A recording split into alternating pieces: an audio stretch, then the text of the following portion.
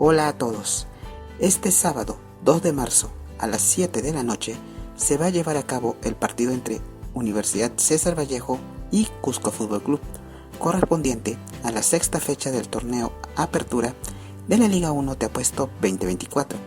El escenario es en el estadio Mansiche, ubicado en Trujillo, La Libertad. Esperemos de que haga un excelente partido y que gane el mejor.